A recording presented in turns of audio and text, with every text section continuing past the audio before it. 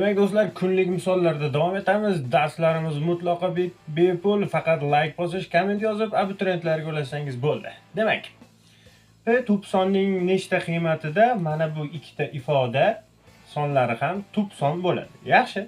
Demak, bizda ikkita ifoda bor ekan. p+3 va p+50. Endi ana shu ikkalasi ham tub son bo'lishi kerak ekan. Biz p ga qanaqadir son qo'yganimizda. Endi tub sonning ta'rifini bilamiz. Faqat va bir va o'ziga bo'linadigan son. Endi keling, bizda ikki xil holat bo'lishi mumkin. Birinchi holat p toq son bo'lganda. E'tibor bering, p toq son bo'lsa, ikkita toq sonning yig'indisi juft son bo'ladi. Ya'ni p+3 degan ifodamiz unda juft songa aylanib qoladi. Juft sonlardan faqat 2 tub son. Qolgan juft sonlar bu tub son emas. Demak, p toq son bo'lolmas ekan. Endi ikkinchi holatimiz bor. P juft son bo'lishi kerak. Juft son. Unda p juft son bo'lsa, p+50 ifodamiz ham juft son bo'ladi. Chunki ikkita juft sonning yig'indisi yana juft sonni beradi. Biz bilamiz, yana o'sha 2 dan boshqa hech qaysi juft son bu tub songa kirmaydi.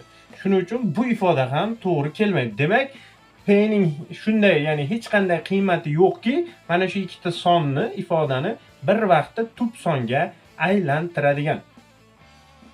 Demak, javobimiz p hech qanaqa qiymatni qabul qilmaydi, ya'ni bo'sh to'plam. Bizda ikkinchi savol 4n+2 va 5n-2 ketma-ket juft sonlar bo'lsa, n ning qiymatlari yig'indisini toping. Yaxshi, biz juft sonlarni bilamiz. 2 ga bo'linadigan, ya'ni qoldiqsiz bo'linadigan sonlar. 2, 4, 6, 8, 10, 12 va hokazo. Endi xo'p, ya'ni biz ko'rib turibmiz, ya'ni har bir juft son ikkitaga farq qiladi, ya'ni bir-biridan. Xo'p, keling. Birinchi holatda mana bu sonni, ya'ni bizda endi aniq aytilmagan, bunisi birinchi, bunisi ikkinchi deyilmagan, shuning uchun ikkita holatda ko'ramiz. Xo'p, birinchida buni katta deymiz. Ya'ni 5n-2 buni ayiramiz. -4n-2 va 2 ga tengimiz. Minus ta'sir qildi-da mana bunga. Xo'p, buni hisoblasak n-4 barobar 2, bundan n bu 4 plus bo'lib o'tadi, 6 ga teng bo'ladi. Yaxshi. Endi ikkinchi holatida bu sonni katta deymiz. Aniq aytilmagan uchun. -5n plus 2 barobar 2. Xo'p. Demak, bu yerda -n, bitta 2 bilan bitta 2 ni qisqartirsak, bu plus 2 miz -2 bo'lib o'tadi, minuslar qisqarib ketadi va n barobar 2 degan javob chiqadi. Bo'ldi, boshqa variantimiz yo'q. Endi n larning yig'indisi degan 6 plus 2 barobar 8 ga teng bo'lar ekan. Uchinchi savol, x va y raqamlar uchun mana bu tenglik o'rinli bo'lsa, x minus y ning qiymatini toping. Yaxshi, mana bu belgini bilamiz. Misol, a, b dan ustiga chiziqcha chizilgani bu ikki xonali son degani va buni quyidagicha yoyib yozish mumkin. Ya'ni 10a plus b ko'rinishida yozishimiz mumkin.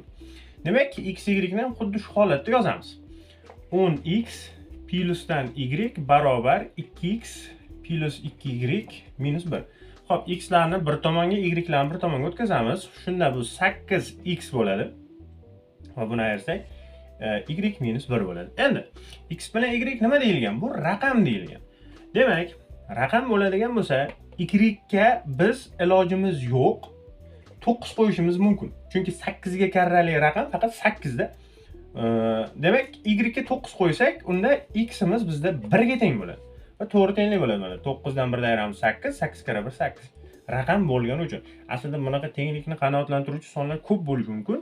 Ya'ni sonlar ko'p bo'lishi mumkin, lekin raqamlarda mana shu ikkalasi. Bo'ldi, demak x bilan y ma'lum, ayirmasi -8. Aytgancha videolarga like bosish esdan chiqmasin, kommentariy ham yozib qo'ying. Biz siz uchun harakatdamiz. Davom etamiz.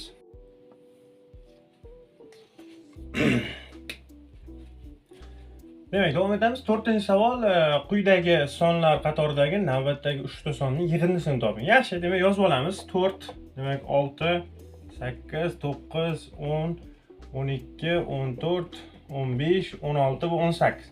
Endi, xo'p, e'tibor bering. Ikkita qo'shilyapti, ikkita qo'shilyapti va bitta qo'shilyapti. Yana bitta qo'shilyapti va yana ikkita qo'shilyapti. Xo'p, yana ikkita qo'shilyapti, yana bitta qo'shilyapti, yana bitta qo'shilyapti. Demak, bundan keyin e'tibor bering. 2 ta 2, 2 ta 1, 2 ta 2, 2 ta 1, 2 ta 2, demak hozir 1 bo'ldi. Demak, biz 2 ta 2 qo'shamiz. 2 qo'shamiz, demak, mana bu yerda 20 hosil bo'ladi.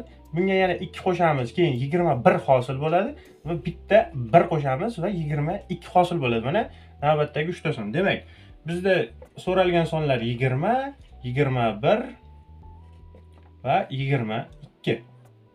Demak, uchalasini yig'indisi 63 ga teng bo'ladi. Davom etamiz.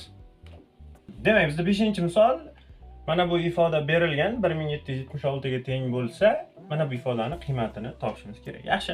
Biz endi natural sonlar mavzusida bilamiz. Ixtiyoriy 3 xonali sonni, misol x, y, z 3 xonali son bo'lsa, uni quyidagicha yozishimiz mumkin. 100x, 10y va z. Ya'ni birlar, o'nlar, yuzlar xonasi deb yozish mumkin. Tepadagi mana shu 3 xonali ifodani ham xuddi shu usulda yozib olamiz. Ya'ni 100a, 10b va c.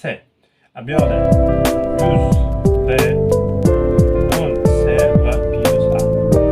Oxirigisida 100c, 10a va b ko'rinishda yozib olamiz. 1776 bo'ladi. Endi hisoblasak, a larni hisoblasak, demak 100 bitta keyin 10 ta, ya'ni 111 a. Xuddi shunday 111 b va 111 c ko'rinishda bo'ladi. 1776. Endi umumiy ko'paytiruvchi ko'rinib turibdi, shuning uchun chiqarib olamiz. 111 ni demak a plus b plus c degan ifodamiz 1776 ga teng. 111 bilan qisqartirsak, demak a plus b plus c ifodamiz 16 ga teng bo'ladi. Yaxshi. Endi so'ralgan ifoda bu 2 xonali son. Demak 10a plus b, 10b plus c va 10c plus a.